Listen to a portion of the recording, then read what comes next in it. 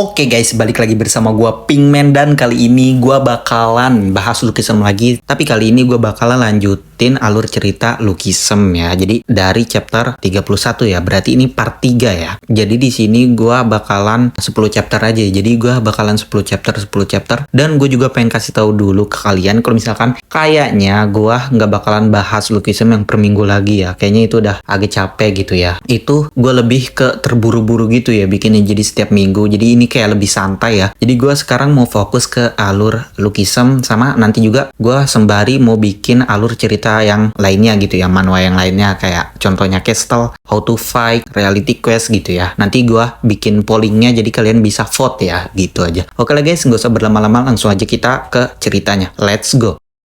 Oke, jadi chapter dibuka dengan orang ini yang sok serem sambil marah ke Jin. Terus dia nonjok Jin, tapi Jin dengan gampangnya nahan tuh tonjokan. Dia nyerang lagi, tapi Jin juga ngehindar. Terus Jin bilang ke Kim Yui kalau dia bakal ngebuat cowoknya pergi. Jadi Kim Yui harus nganggep hari ini itu mereka nggak pernah ketemu. Gara-gara denger Jin ngomong gitu, si cowok ini langsung mau nyerang Jin. Tapi dia kalah cepet sama tonjokannya Jin. Tai lo! Au! Bajingan! Au! Hiya!